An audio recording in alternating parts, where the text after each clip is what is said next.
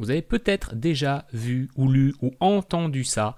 Investissez 200 € par mois et vous serez millionnaire. Franchement, moi j'ai hâte de m'acheter une grande villa et de siroter un petit mojito tranquille dans mon canapé pendant que les intérêts composés bossent pour moi. Mais en vrai, investir ne vous rendra jamais riche, ou en tout cas pas comme vous l'imaginez. Et c'est ce qu'on va voir aujourd'hui. Salut et bienvenue sur Finance Déclic. Ici on parle d'investissement, de stratégie, de finance, de patrimoine. Si vous voulez faire le chemin avec moi et découvrir comment réfléchir à votre stratégie d'investissement, pensez à vous abonner, c'est vraiment le meilleur moyen que vous avez de soutenir le travail que je fais sur cette chaîne. Alors qu'est-ce que c'est que cette stratégie de mettre 200 € par mois pour finir millionnaire? Alors attention, je ne suis pas là aujourd'hui pour casser l'investissement, bien au contraire, je pense que investir c'est le pilier d'une stratégie financière qui est très saine. Mais je pense qu'il faut redescendre sur terre parce que parfois on vous vend une vision qui est peut-être un petit peu trop belle pour être vraie, presque magique. Ce qui me dérange dans ce genre de formulation, c'est qu'en fait la phrase est pas complète. Oui, vous pouvez devenir millionnaire avec 200 € par mois, mais pas en 5 ans, pas en 10 ans, pas en 30 ans, pas en 40 ans. Alors on va regarder dans le détail ce que ça veut dire concrètement d'investir 200 € par mois et quels résultats on peut espérer avoir avec une stratégie comme celle-là. Parce qu'il y a un truc que j'aime bien avec l'investissement, c'est que l'investissement, c'est mathématique. Et les maths, vous allez voir, c'est parfois cruel. Je vais aller sur mon site préféré, qui est la calculatrice à intérêt composé, et on va faire des petites simus pour voir ce que ça donne. Posons qu'on parte, dans le pire des cas, avec un investissement initial qui est de 0, un versement régulier de 200 € par mois, et un taux d'intérêt à 8%. Si on le ramène à l'inflation, c'est pas trop dégueu. Si on fait un investissement sur 10 ans avec cette somme, ça veut dire qu'au bout de 10 ans, vous serez riche de 38 256 €. On est encore un petit peu loin du million. Mais supposons qu'on garde la cadence et qu'on passe à 20 ans. Qu'est-ce que ça nous donne? On est à 114 000 €, on a fait un dixième du chemin en 20 ans. On va tout de suite passer à 30. Ok, on a fait un petit peu plus, on est presque à 300 000 €. Un tiers du chemin jusqu'au million. Ça veut dire que si vous avez commencé à mettre 200 € par mois, ce qui semble un démarrage à peu près correct quand on rentre dans la vie active, et que vous avez fait ça pendant 30 ans, vous avez 50 ans, vous êtes loin d'être millionnaire. Poussons jusqu'à 40, allez presque à la retraite, qu'est-ce que ça nous donne? Eh bien vous avez 648 000 €. Donc un petit peu plus d'un demi-million. On est encore loin du compte. Parce que l'investissement, il ne crée pas de la richesse tout seul. Il va l'accélérer, évidemment, si vous avez des revenus solides, une épargne conséquente que vous pouvez placer tous les mois. Si j'avais mis, par exemple, 400 € par mois, là, je suis à 1 300 000. Mais j'ai quand même mis 40 ans pour les atteindre. Et si ces 400 €, ce qui n'est pas un effort négligeable, je l'avais fait que pendant 20 ans, vous voyez que les intérêts composés n'ont pas encore déployé toute leur force, donc je suis même pas à 300 000 €. 20 ans. Ça commence à faire long, 20 ans. On peut s'amuser aussi si j'avais eu un capital de départ. Supposons que je commence avec 10 000 € et que je continue sur mes 200. Peut-être pas 2000, ça serait cool, mais ça fait un petit peu beaucoup. Mais 200 mensuels sur une durée de 20 ans. Ok, je suis à 160 000. Ça fait pas une différence flagrante. Et au bout de 30 ans, je pense que c'est pas beaucoup mieux.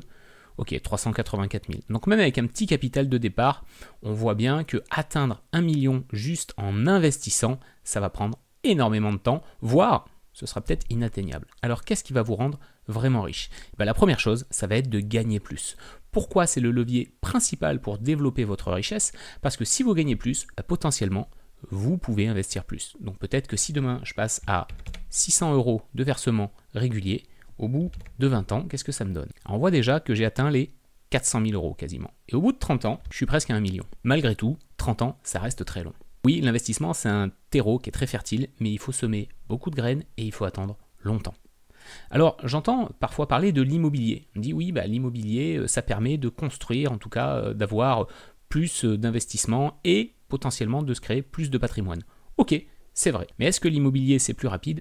Pas forcément. L'immobilier, pour moi, c'est un levier qui est très puissant parce qu'il vous permet d'accéder au crédit, donc de financer vos investissements avec l'argent des autres, à savoir ici l'argent de la banque qui sera remboursé par les loyers de vos locataires. Mais la plupart du temps, les crédits, surtout en ce moment, ils sont plutôt sur des périodes assez longues, 25 ans.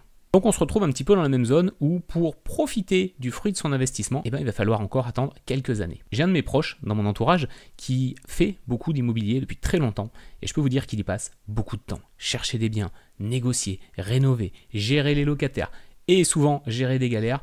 C'est presque un job à mi-temps, c'est presque un side business. Donc on se retrouve un petit peu dans la position que je vous disais tout à l'heure. Si vous voulez générer plus d'argent, ça va être intéressant à un moment de trouver des leviers pour gagner plus. Donc investir aussi du temps, peut-être dans des compétences que vous avez, que vous pouvez développer, que vous pouvez monnayer. Et L'investissement immobilier, ça peut être une compétence que vous pouvez développer. Savoir bricoler, savoir négocier, savoir aller discuter avec un banquier, bien gérer, bien choisir ses locataires. Tout ça, ça peut être une activité qui va contribuer à faire grandir votre patrimoine.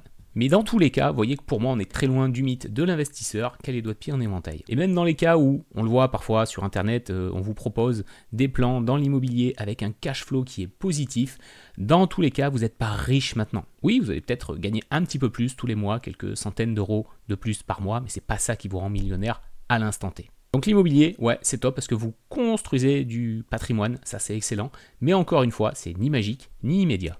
Pour moi, c'est important de comprendre ça pour que dans votre éducation financière, vous ne fassiez pas d'erreur dans vos investissements. Parce que investir en soi, ça ne va pas vous rendre riche à court terme. Mais par contre, ne pas investir, c'est prendre le risque de finir pauvre. Investir, c'est une sorte de ceinture de sécurité de votre avenir financier, mais ce n'est pas une fusée vers le million d'euros. Investir, ce n'est pas la certitude de finir riche, mais je pense que c'est une bonne protection pour éviter de finir pauvre. Investir, c'est vraiment comme planter un arbre, c'est-à-dire qu'on agit tout de suite, on va s'en occuper pendant des années, on va l'arroser, on va le tailler, on va corriger ce qui ne va pas, et c'est seulement au bout de 10, 15, 20 ans, en général, qu'on peut récolter le fruit de son travail. Si aujourd'hui, vous ne savez pas encore où vous en êtes au niveau de votre situation financière, patrimoniale, je vous ai mis juste en description sous cette vidéo l'accès à un outil gratuit qui vous permet de faire une photo à l'instant T de votre situation financière. Ce n'est pas un outil qui vous donne des conseils en investissement, il est vraiment là pour vous donner une image flash de où j'en suis aujourd'hui, quelle est ma situation, dans quoi je suis investi, en quelle proportion, ça vous sort un certain nombre d'indicateurs, c'est un très bon moyen de démarrer, on va dire, votre réflexion autour de vos futurs investissements. Bon, on est le 29 août quand j'enregistre cette vidéo, donc dans quelques jours, je vais faire mon achat de début de mois sur des ETF. Si ça vous intéresse, je vous expliquerai ma stratégie, un petit peu ce que je fais tous les mois pour investir de manière régulière et construire cette fameuse stratégie patrimoniale. Allez, je vous laisse là-dessus, prenez soin de vous et de vos finances. Ciao.